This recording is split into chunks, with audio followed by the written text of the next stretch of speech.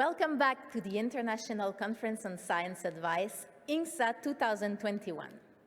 Yesterday, our speakers have reflected on COVID-19, science diplomacy, and transdisciplinary science, among others. Today's theme is foresight and resilience, from SDGs to emerging technologies. Topics will range from sustainable development goals, digitalization, climate change, and the link between cities and science. Our first plenary, Fast and Fair Societal Transformation, the role of social science and humanities in science advice on our shared challenges, will explore new types of science advice and how it can be utilized by policymakers to address the societal elements of our sustainability challenges. Today's moderator is Jean Lebel, President of the International Development Research Center. The panelists are Elizabeth Jelin, Senior Researcher at National Scientific and Technical Research Council of Argentina, Montira Pongsiri, Climate Change and Health Advisor at Save the Children and member of the INGSA Southeast Asia Science Advice Network, Ilona Otto, Professor of Societal Impact of Climate Change at the Wegener Center for Climate and Global Change at the University of Graz, Stephen Hoffman, Director of the Global Strategy Lab and Scientific Director of the CIHR Institute of Population and Public Health. Over to you, Dr. Lebel. Glad for us to come on board. You will be pleased to know that we already had a dry run, so my introduction is going to be further shortened, because, it's always better the second time. But I'm quite fortunate to have an esteemed group of people with Elizabeth, Montira, Stephen, and Ilona that are joining us from Buenos Aires, Elizabeth, Montira in Washington, Stephen in Toronto, and Ilona in Graz, Austria. Discussion we're having today, I think, is very timely.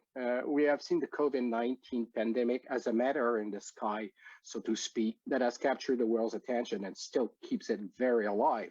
At the same time, we have, global issue like climate change that has been slow burning, but now that is becoming fast burning as we all see it on a daily basis.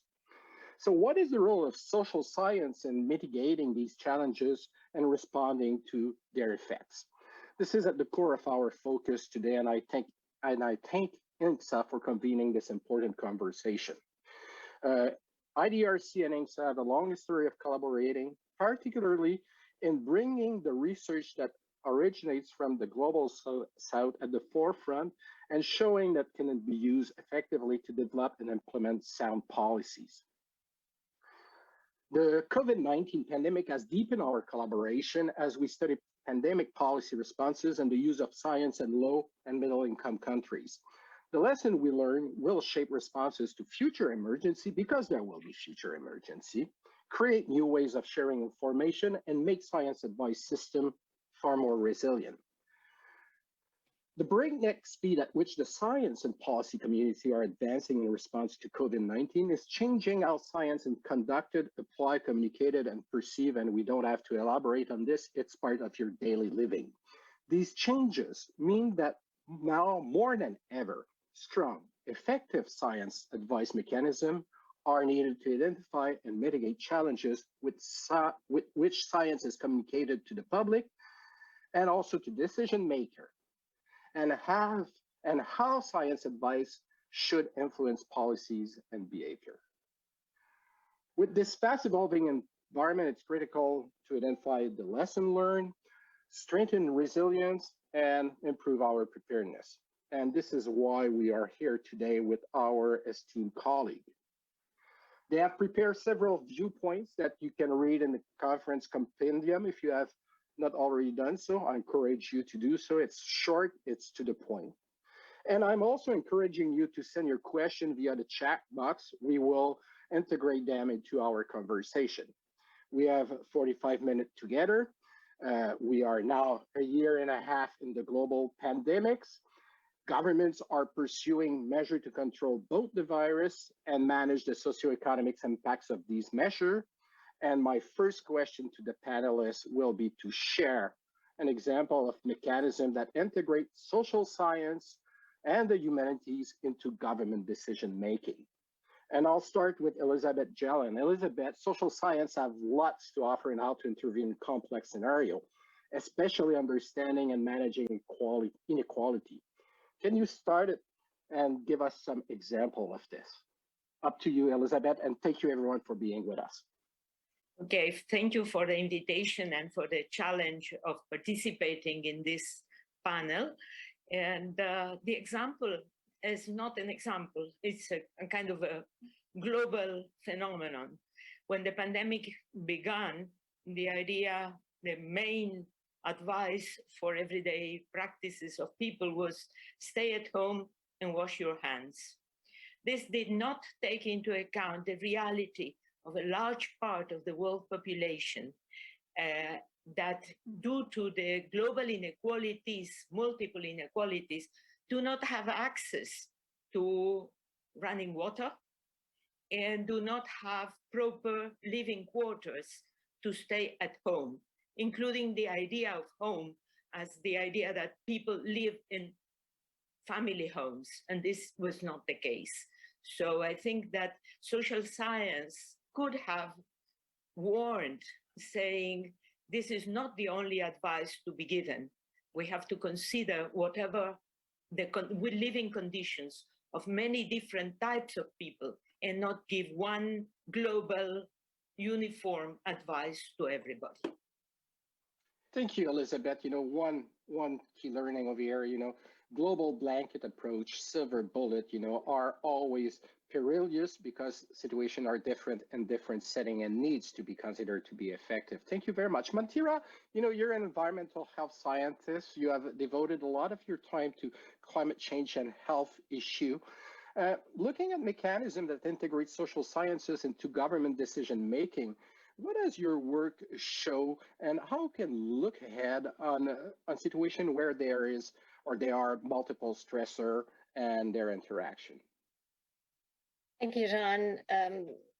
Maybe in the context of the SDGs, let me first start by saying that because there is flexibility in the means of implementation to meet the SDG targets, that this presents an opening or an opportunity to take an integrated approach, for example, in climate and health, in the way that we collect data on climate and health and use that data in policy tools for monitoring trends, to assess vulnerability, to quantify benefits of acting on climate for health and costing of not acting, and at the same time for evaluating different policy choices that we have to make to address climate for health.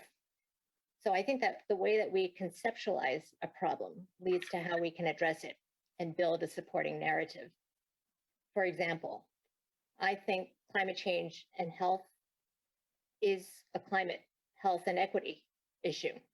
Climate change, health, and equity have to be addressed together, and this requires the integration of data across disciplines, environment, health, and social sciences, to be able to produce knowledge products that can improve our understanding, support vulnerability assessments, and inform targeted actions, particularly for the most vulnerable populations. And I think there are three main barriers to addressing health, climate, and equity together that social scientists can play a critical role in helping to overcome. First, I think there's insufficient understanding of the multi-sectoral impacts of and interconnections between climate change, human activities, and health, as well as the social determinants which contribute to it. Social scientists can add to this understanding how and why there are disparities in health, how and why some groups are more vulnerable, and what are the consequences for health and society if these disparities are not addressed. The second barrier to address climate, health, and equity together is the inadequate recognition of addressing climate for health benefits, as well as the inadequate capacity for evaluating these win-win strategies for policy planning. I think social scientists can help evaluate the economic benefits of acting on climate for health. And these kinds of quantified data could increase the visibility of climate change for health. as well as increase the visibility for these issues among ministries of health, environment, and finance. And this is going to be important also, that visibility for the public interest. The third barrier to addressing health, climate, and equity together as one issue is the siloed policy actions that we're all aware of, where there's limited interaction and consensus seeking among relevant ministries and sectors. So social scientists can help us to better understand what are the enabling conditions for cross-sectoral cooperation and policy coordination that are needed to take action on climate for health and health equity benefits. What's at stake here? It's that addressing the health impacts of climate change is critical because the climate adaptation and mitigation planning by countries can't ignore health. Doing so could result in trade-offs and unintended consequences that ultimately could undermine health, especially for vulnerable populations. So social scientists can really play a role in helping us to address those barriers that I think are prominent in how we produce science for impact.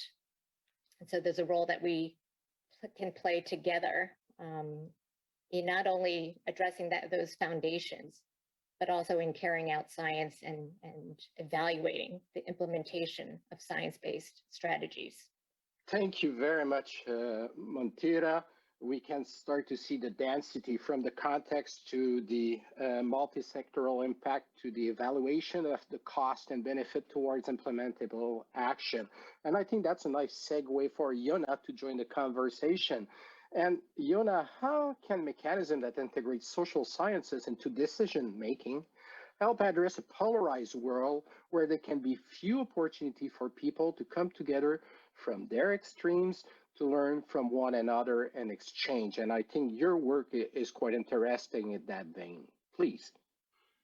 Yes, exactly. That's a great question. And I think except this kind of like positivist attitude that we need to understand and analyze the data and provide this kind of objective knowledge, I think like the role of science is also to help to understand different viewpoints and also mental models that different groups of people use to kind of explain the environment.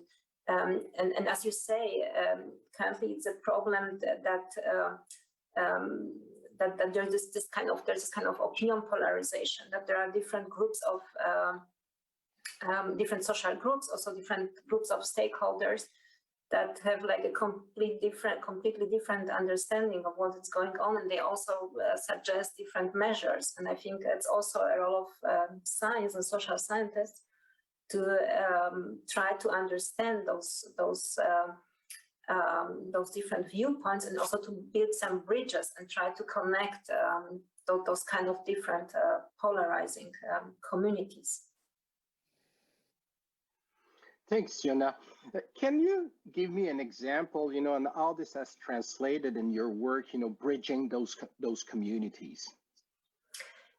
Yes, one example could be kind of not to understand what actually what can we learn from the corona and the pandemic impacts in terms of preparing for future challenges and future climate change impact. So like as a part of my work, we do interviews with different adaptation experts at national level, but also at the city level. And also we talk with different business representatives, and we kind of ask them how to prepare for this, what is going to come in the future. And we kind of experiment with different kind of novel methods. For instance, we in a few projects that I currently have, we use so-called tools of like social simulation tools. So sort of like there are simulations of possible catastrophes, and you show some hypothetical scenario to decision makers or stakeholders, and then you test how they react to this. And this is like one tool where you kind of bring different groups of people together, and you show them some hypothetical scenario, and then you kind of analyze how they respond to this, what kind of measures they prefer, and then. But it's not all. We also do those kind of interviews, and we discuss with them, and we try to understand like what kind of mental models they are using and what is kind of driving their decisions. So live experiment in the real world to provide real answer to real situations that are happening, like with the coronavirus. Thank you very much, Ilona. I think that's also a very nice segue to our last intervention in this first round from Stephen Hoffman. Stephen, you know, the Deputy Director General of United Nations, Amina Mohamed, asked you last year around this time, I remember, because we have been somehow partner in crimes into this. You've run really hard and fast to develop the UN research roadmap for the COVID-19 recovery. And this was developed to help ensure the pandemic's recovery is informed by the best available evidence and true global coordination. Tell me, how can this roadmap support evidence-based decision-making? And can you share with us a few examples of its recommendation and how it has been implemented? Because it's almost a year now on the table. So Stephen, up to you. Great. First, Jean, thanks so much for bringing us together, and a big thanks to INGSA for bringing attention to the social sciences and humanities by having a session like this. As a social scientist myself, I think it's clear that the work that social scientists and humanists do is so often not part of these conversations. So how important is it that there's sessions like this that bring it to attention? Jean, about the UN research roadmap for the COVID-19 recovery, the process was initiated about a year ago. In her wisdom, the Deputy Secretary General invited a rigorous, systematic global effort to think about, in a year from now, which is about now, what are the key knowledge needs that societies will have around the world in order to ensure a better and fair recovery from this terrible pandemic, which indeed is actually now the theme of this conference that we're all attending today. And so in that respect, what we did is we didn't do what was being done in capitals, institutions around the world, which was very much focused on what's the scientific need of the now, of today. And indeed, I mean, there's only so much capacity that governments have to be thinking about things a year in advance. So in the Deputy Secretary General's wisdom, she's challenged us, think about not what the needs were a year ago when this was commissioned, but what are the needs today? And so we underdid a systematic process, engaging hundreds of people around the world, all virtually, reaching many, many countries, many different people. And what we ultimately devised was 25 top-level research priorities. And the interesting thing about it is that a year ago, when thinking about these things in this global agora, what was clear is that, yes, of course, we need new technologies, we need vaccines, we need medical countermeasures, which I think is what the science advice has been focused on very much during the response to this pandemic. But what was actually even more clear is that actually 23 of the 25 top-level research priorities are really about socioeconomic consequences, socioeconomic recovery, which actually means we need the social scientists and humanities scholars to be funded, to be doing excellent work, to be able to translate that work to government science advisors, to political leaders, to institutional leaders, in order to act on it and ensure a better and fairer recovery. And so for some examples, for example, one of the key things that the UN Research Roadmap for the COVID-19 recovery highlights is that we need to figure out the consequences of the digital divide that we've seen in every country around the world. Some people have been able to make use of technologies like what we're doing today to come together. Many are excluded. And that leads not only to inequality in terms of immediate participation, but also in terms of long-term outcomes. Another big theme was around mental health. Of course, this is a pandemic of a virus, but it's also a pandemic of long-term consequences. And if we think, for example, about many schools around the world have been closed, children haven't been able to interact in the same way as they would have before the pandemic, this will have lasting consequences. The UN Research Roadmap for the COVID-19 recovery was one attempt to think about them in advance and enable funders, research funders, to make investments in those spaces so that researchers could do their work and ultimately inform policy in this space. Thank you very much, Stephen, and thank you all for introducing. Now, in the background of all your intervention, it has been, illustration of what's going well, what are some of the challenges, but we haven't touched on an important issue, and we have a question in the chat that reads as, what are some of the main barriers that have limited social scientists in engaging with scientists to produce science for impact? Which is a very good question. But link it to the issue of trust in research and the misuse of science in order to spread rumor, disinformation, a situation that we see all over the world that has been, I think, at the heart of some of the challenge in resolving, whether it's vaccination, whether it's knowledge about the disease, whether it's behaviors. And, is social science, the missing link in some of these instances? So who wants to jump first? Montira, please. Montira, that's a great question. I think where we need more social science expertise is in the larger need for implementation research. We need to understand better where our policy actions have worked and why, and if they didn't, then why not? Was it a problem with the design of the intervention itself or institutional or governance conditions on the ground? A recent article from Wenzing and others noted that we know that producing and sharing information isn't enough for sustained policy impact and for changing behaviors that are needed at the individual, community, and institutional levels. And this is going to become more important implementation science as the effects of COVID-19 continue longer than we expect. And because we know we need evidence, the guidance on mitigation strategies are likely to be changed or fine-tuned. We know that successful implementation of policy actions require effective institutions and governance that supports the uptake of science, sound science, objective science to inform policy.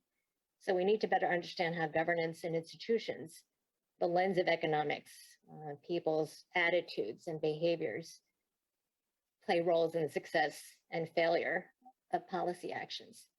Without knowing these, we risk not being aware of or preparing for unintended consequences of policy actions like lockdowns and social distancing, for example, on our mental health, on exacerbating domestic violence, on health effects that are important but are not COVID. And social sciences fields have an important role to play in helping us to understand the institutional capacity and the ability to adapt to changing conditions on the ground that are informed by science.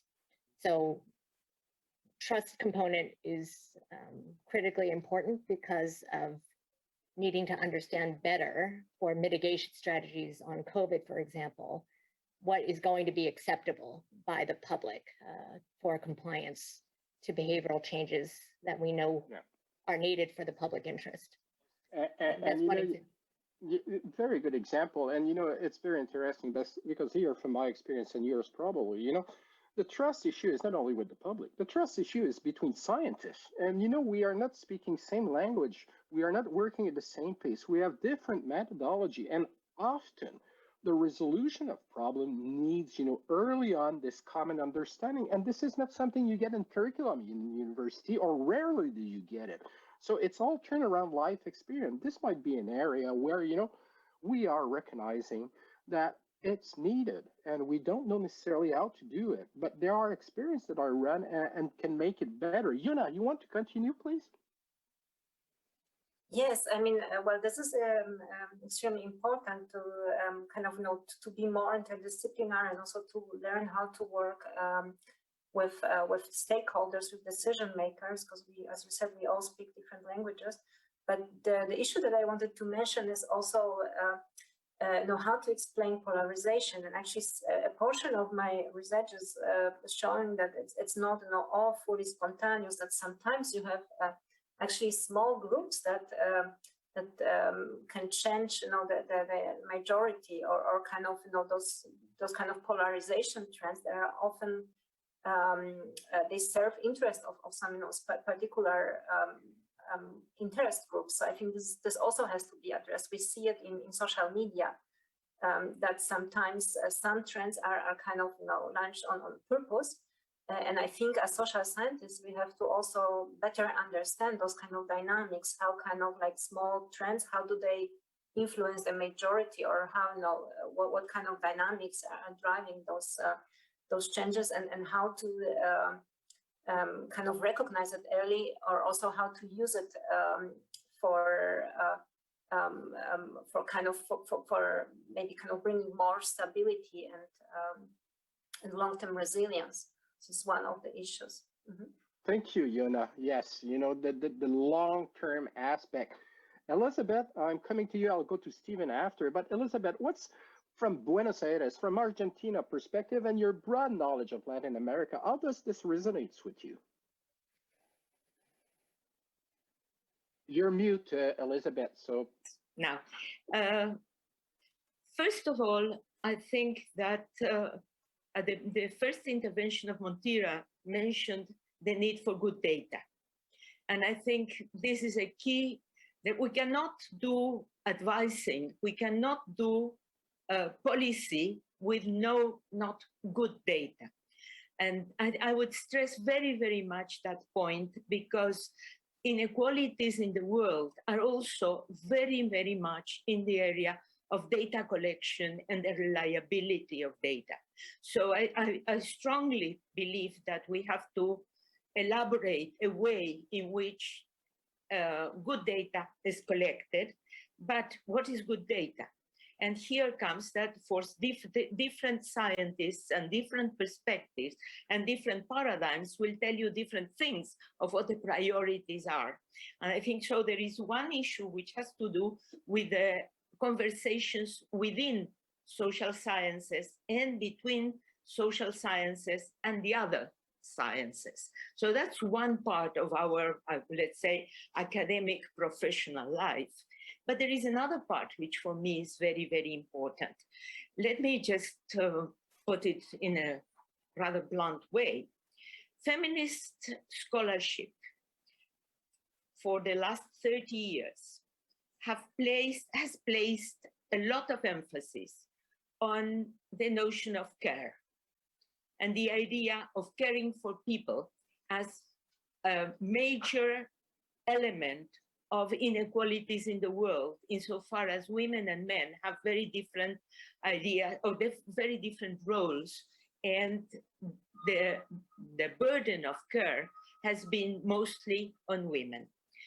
This has not been taken into consideration at the beginning of the pandemic by policymakers. So what we find a year and a half afterwards is an enormous increase in gender inequalities. In gender inequalities, in domestic violence, in mental health problems of children, yes, but also of the women who are taking care and have triple or quadruple roles. So this indicates a problem with what is hegemonic science within the social sciences. And what the pandemic has shown is that some parts of scholarship, I'm talking about feminist scholarship in this case, I would say that probably climate change scholarship goes in the same direction, which has been marginal to the hegemonic way of understanding, are starting to come to the fore and are starting to take center place. And insofar as this happens, I think that we will have better science, and we will have also more than mitigating, changing the paradigm of inequalities. It's not a question of mitigating what the effects, of course we need to mitigate, but I think that we have to transform. And the title of this session has a notion of transformation more than of mitigation. Yes, and that's where science comes very handy because it's not a science that is residing only on the bench. It's a science that can also be used for change and societal changes. Stephen, roadmap, 25 recommendation there that you put with your team. Don't list them, please. Um, you know, but you mentioned in your earlier conversation that you did this, in anticipation of the future. And we have one question in the chat about the future of pandemics and other events, and how do they take into account, differences, be it at the regional, at the country, at the population, subpopulation group. Modeling is quite hip. We see it all over, but what are the key elements that needs to be there in your opinion, if I may? Yeah, so Jean, it's such a good question. This pandemic has obviously not been a very fair pandemic. People have been affected very differently. We're seeing actually it's multiple different kinds of pandemics happening at the same time. Even in, of course, most prominently, there's different pandemics being experienced across different countries, but even within countries, even within the wealthiest countries, there's different pandemics being experienced. And so that requires not just thinking about technological solutions, but also thinking about how do we implement technological solutions? How is this pandemic affecting broader society? How are the long-standing inequities and social challenges that we've been facing in societies further exacerbating and preventing us from responding to and recovering from these kind of disasters that are only inevitable to come again in the future in different ways? And so when thinking about that, it means that it does call upon a broader sense of what science advice means. And I think, for example, recognizing this importance and having this event today is important. But I think too often we see that social sciences are being put forward as sort of an accompaniment to natural sciences, which are too often I hear are called hard sciences versus social sciences, which are sometimes characterized as soft sciences, which I assure you, social sciences are very hard to do. And I think though the key is the difference there, I think though, is that sometimes some kinds of sciences can offer what looks to be very precise indications or simple prescriptions. But of course, they're never actually that simple. Even the amazing COVID-19 vaccines, for which we're so, for those who are able to access in the world, are so lucky to have access. There's so many people who can't because we haven't figured out global supply chains. We haven't figured out ways of doing equitable sharing around the world, priority setting. We haven't figured out the politics of vaccination or around how to communicate about risks and benefits of these things. How do we ensure that different population groups, even within very privileged contexts, are able to make full use of these technologies? Those are social questions which are messy because people are messy, societies are messy. And that's actually part of the strength of social science. So it makes it sound, sometimes I hear people referring to it as soft or sometimes even fluffy, but actually it's that complexity and that embracing of the messy, which is often what gives the power to social science. Because life is not as simple as creating an app and solving all of our problems through a growing number of apps. Even if we like apps, and I think some of them are great, we still need people to use them, to trust them, to recommend them to their friends, to then when they get, let's say, alerts on apps, to then decide to act on them and do what they should do to understand what it means. So all of that's to say is, what's clear is that as we look at this pandemic and see it's being experienced differently in different populations, we do need to take a rigorous social scientific approach to better understand these issues and then ensure that that advice can be made use in informing policy, even if it is sometimes looks a little messy. But I think that will help ensure that we're not accidentally implementing things that are deceptively simple, but not actually going to work. And, in your opinion, you're all expert. You all have experience in the field. You all have experience into policy related work, and many of what you have been describing has been seen in other sectors. I think of agricultural science and, the Green Revolution at the beginning of the 60s. The technology was there. What was missing was the extension service support and the adaptation to various contexts. And still today we are struggling, with people that are starving, and it has been going downward in the wrong direction for the last 5-6 years. So the learning that took place in agriculture that is still, messy and trying to get resolved is very similar to what we're describing, with some of the health or even the climate impact. In your experience, how can we make sure that the policy, whatever is their level, at the working level, at decision level, are hearing about those subtlety? Because, you walk into a minister office and you tell it's complicated, the attention meter goes low. So how do we communicate this very rapidly? I give you 1 minute each. Stephen?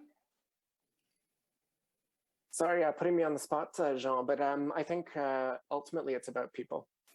And if these types of natural disasters are going to be increasingly common in light of human accelerated climate change and the way that we're living and such, then if it's all about people, we need to better understand people, and we need to come to terms and meet people on their own grounds and respecting where they're coming from, their views, their priorities, and values.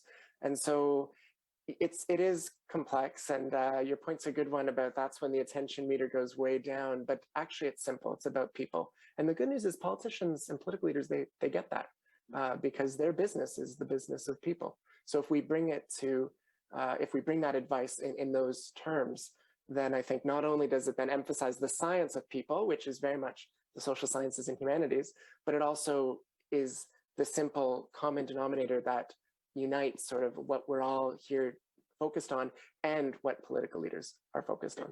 Thank you, and sorry for having put you on the spot. I'll go to Montira and then Elizabeth, and I'll conclude with Ilona. So Montira. Yes, and I fully agree with Stephen. I think that the role of social scientists is really important in systems-based transdisciplinary science by grounding our knowledge production and translation of it in the societal context. What does this problem mean for us across economic, environmental, and social domains?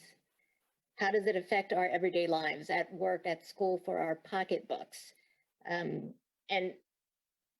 in one sense, in terms of what I mentioned before about a major barrier to considering issues, integrated issues like climate, health, and equity together, is the policy stubbornness that we face, in that our policy actions are siloed.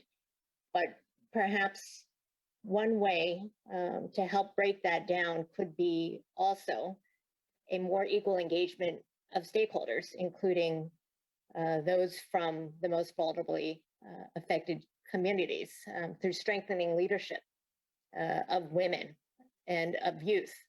And so that more equal engagement does make the policy process, could make it more messy, as we've said, but I think that inclusivity, meaningful inclusivity, is really what we need to explore further. And I think the shift towards more localization and engaging with local partners on the ground that I've seen in many more announcements for research solicitations is moving in that direction. And I think we have to be resigned to at least working together differently. Thank you. Elizabeth. I would say that the key word is co-production. Co-production of, we know co-production in science and technology research, but co-production going beyond that. The outcome, well-being of people, cannot only be the role of some top-down measures, scientists telling governments do this, governments telling people do this. This will never work. The idea, what I want to say is that science is one type of knowledge, the knowledge that we do, but it is, people have their knowledge. And politicians, especially during election times, have their priorities and their knowledge that may at times go not in the same direction as scientists. And there are other stakeholders in general. So the idea is that the outcome has to be designed as a co-production, not as measures that have to be implemented.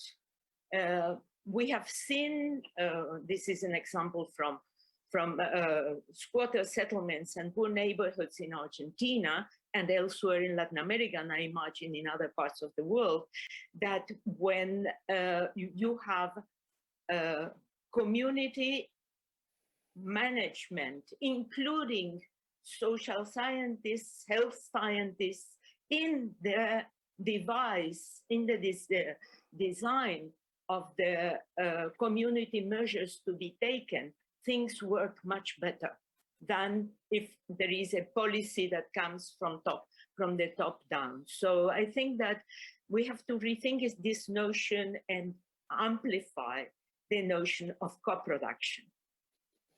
Thank you very much for this intervention, Elizabeth. And Ilona, rapidly, what's your perspective? Yeah, I think I want to again kind of bring the attention to inequalities and the system resilience. So my research has shown that inequalities interact strongly with resilience, and in a way, higher inequality undermines resilience. And we have also seen it in the results of the COVID pandemic, that countries, like more unequal countries with kind of not publicly available health sector and also without social security system, those countries suffered more. And I think this is a lesson that we should learn, that sort of we are on the same boat, and we have to build a system that is that will be capable to deal with those future uncertainties and shocks that can be expected. Thank you. Thank you very much. Now, you know, it's the magic wand question. You're in front of a global audience. You are used to speak language of science and policy. We have a pandemic, we have climate change. Those are two topics. I'll ask you to stick around that. You have the magic wand. What is the one thing that you tell the audience that you should have done better? I give you 30 seconds to think about it and ask you to speak to our audience about, you know, this one thing that you would do better if you were in the driver's seat in order to resolve these global issues that are slow and fast burning, long-term journey when it comes to science and policy change. Who wants to jump in? We have 4 minutes left, and I think it's a nice challenge for you. Ilona.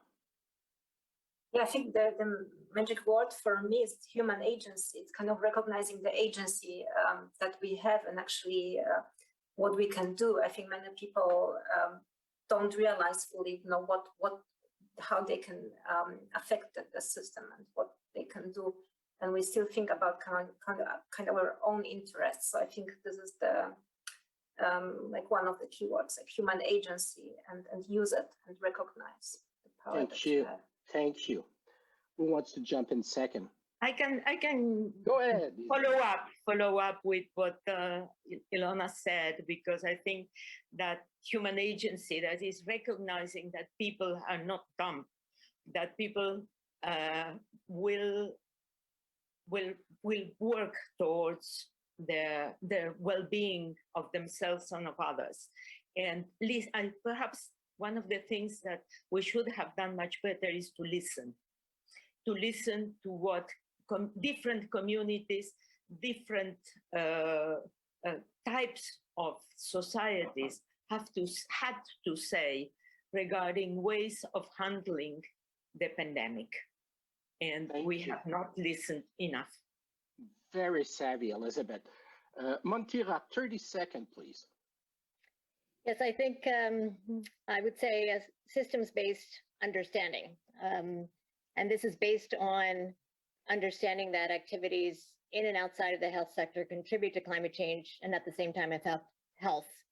So based on that understanding, that invites in cross-disciplinary research, knowledge generation, and how we can work with policymakers to affect positive change that is sustainable and that is acceptable by the public over time.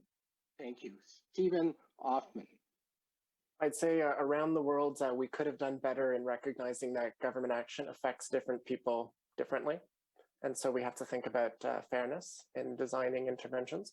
And second, we've generally not done as good enough anticipating future knowledge needs. We've become susceptible to the tyranny of the urgent, and we don't have enough mechanisms that allow us to be thinking about those future needs before they arise. Thank you very much. Elizabeth, Montira, Stephen, Ilona, thank you for your contribution this morning in this session, where not only have we brought forward what social science can do and how social science and thinking, we have just been talking about good science. And that's about the backgrounder that we have at INGSA, I believe, in order to provide sound advice from the work that we are conducting in the field, in the labs, in order to make the world better. I take on the word of savviness of Elizabeth. We have to be also humble and sometimes listen much better to what is going on in the field with the people. People don't live their life in compartment, they live their life globally. So we aim to have, answers that cover different aspects and makes it better. And that's quite complicated. We have been talking of climate change and COVID without talking masks, without talking vaccine, without talking adaptation. That's fantastic. We have been talking about human. I want to thank, Peter Glockman and Rémi Quirion for their leadership at INGSA and all the collaborators, the partner that has made this conference possible. I wish you all the best. It has been a pleasure to be with you from Ottawa, where IDRC is located. Bye-bye, and thanks to everyone. Thank you.